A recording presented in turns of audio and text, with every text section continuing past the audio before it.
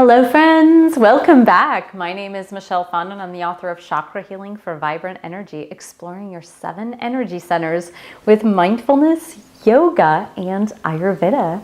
And welcome back to my series on twin flames. Today I have a very special episode today, and we're going to talk about fear being obliterated with unconditional love.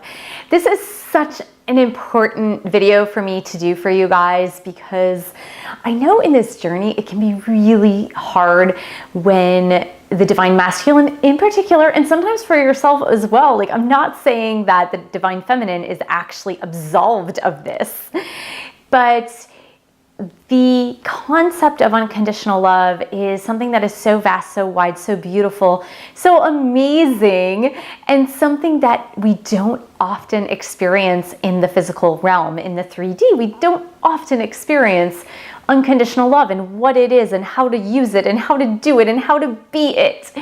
It's something that is so out there and beyond, and we know that God loves us unconditionally, but to be and to experience unconditional love and to embrace this concept of unconditional love can be something that is so incredibly beyond us. So I just want to start by saying that as you are going through your journey and as you are ascending spiritually, as you are awakening spiritually to this twin flame journey, and you're really understanding what it is and how you are experiencing it and how you can develop this unconditional love in reality. I like to say reality because, of course, we are unconditionally loving beings because our Creator who created us is unconditionally loving. So, of course, we're aware of what it is, but it's called bringing it to conscious awareness, bring it to a conscious level. I had an experience with my divine masculine that really made me think about sharing this with you guys. And it was something that was so real and so amazing and really poignant. And it was a realization that I had because of a reaction that I had that was so incredibly different from the reaction that I had had prior to this notion or this feeling of ascension. So what actually happened was, and I think I talk about it in one of my other videos, but what actually happened was around the spring equinox and the full moon, which happened on the same day, March 20th, I had an experience of a merging of the divine masculine, divine feminine. So I had this experience of merging on a spiritual level with my divine masculine. It was something that was amazing. It was something that was totally ethereal and spiritual, but something that felt very, very real.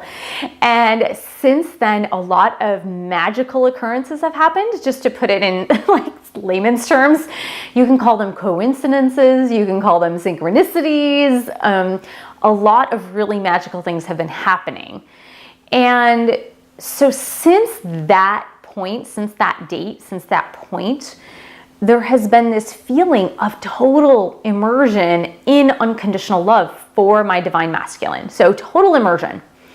We're talking about lack of doubt. We're talking about just being unconditionally loving, have that unconditionally loving feeling, and just being able to embrace him fully and love him for who he is 100% fully. Even though I had those feelings before, it almost feels like more tangible now. It feels more real now. There was something that occurred, there was something that happened in a conversation with my divine masculine where I had told him some things and I had transmitted some things, very loving things to him, and the reaction that I got back was not exactly loving. It was just a little bit of blockages, if you will. And I was a little bit taken back initially, but I kind of knew that might have been coming. And the second thing that came to me was that I just didn't worry about it. Like, I didn't stay in that fear energy, nor did I take that fear energy. I just sort of equated it to something that was so paper thin that the imagery that I kept getting was like a playing card. So, you know, if you hold up a playing card and you look to the side of it, it's very thin, right?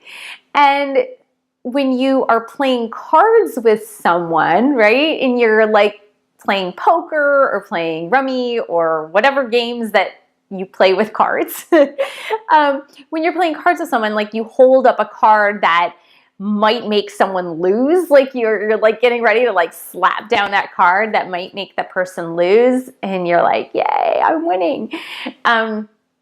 But you're not like really sure because you haven't completely showed the card yet, right? Like the other person doesn't really know if it's a winning card or not a winning card, or if it's just a bluff, if you're just bluffing.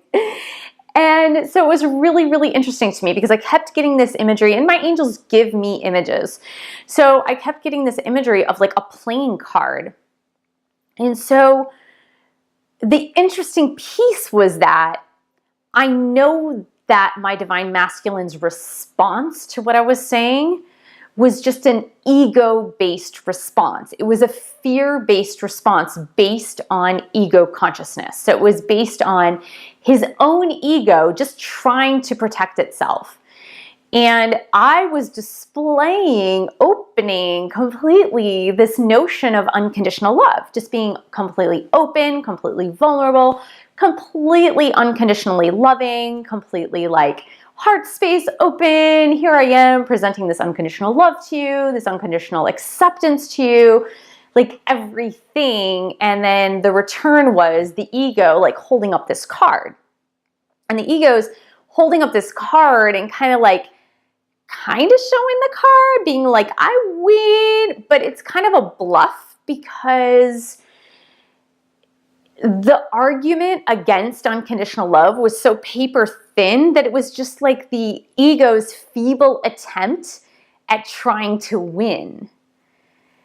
But the card wasn't even strong enough to actually win over unconditional love.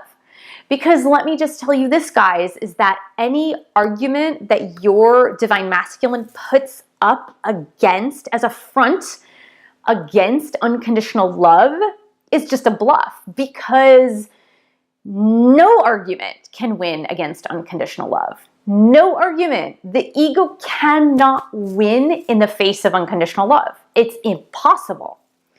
Unconditional love is the strongest force in the entire universe.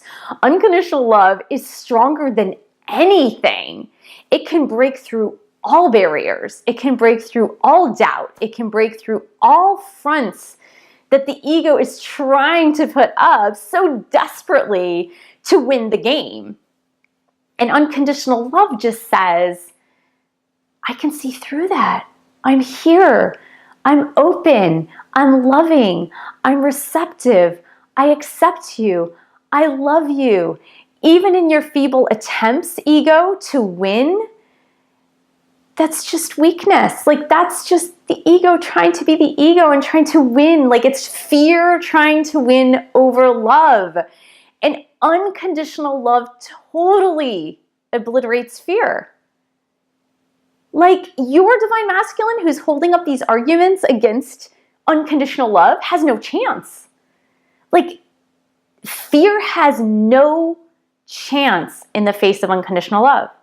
Zero chance. Fear is completely obliterated in the face of unconditional love. Now, the ego can try. The ego can try with all of its argumentations. The ego can try with all of its reasonings. The ego can try with all of its blockages. The ego can try with all of its fear-based threats and fear-based blockages, and anything that it tries to put up. It's as paper thin as a playing card. That's it.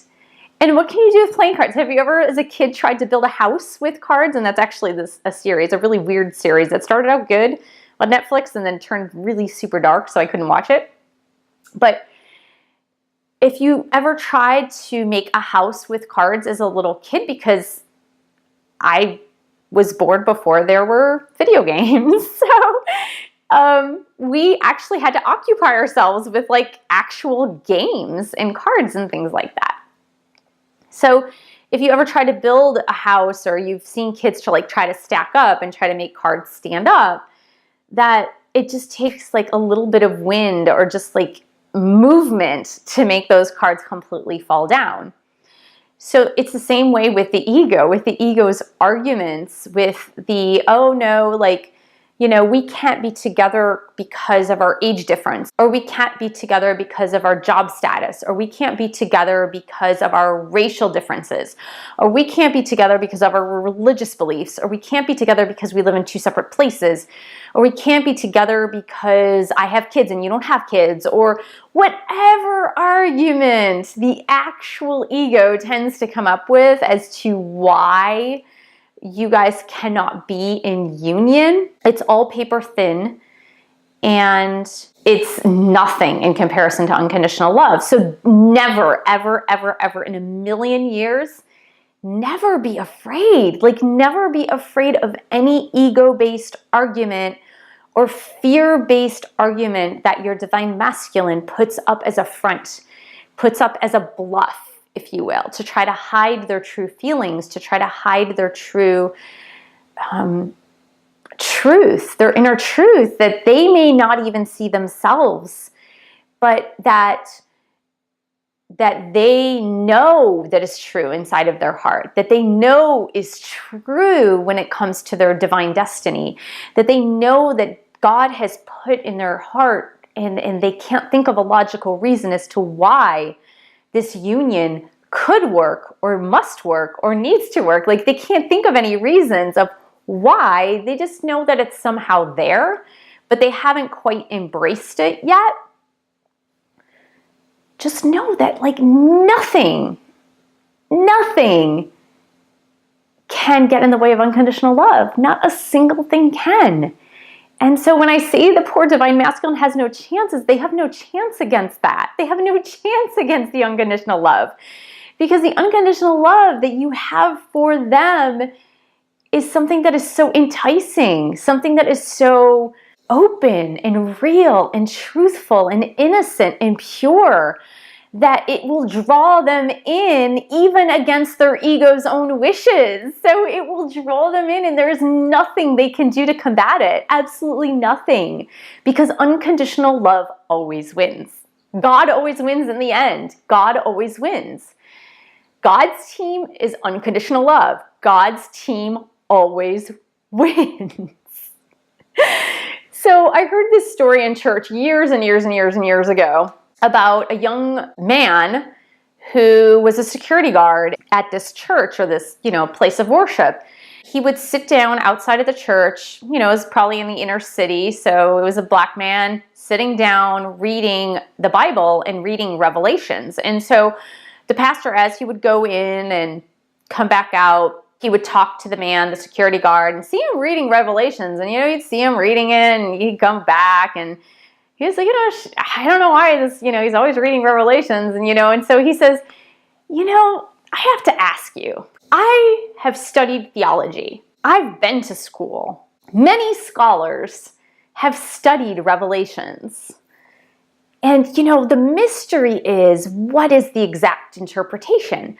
I see you sitting here as a security guard, like, reading Revelations.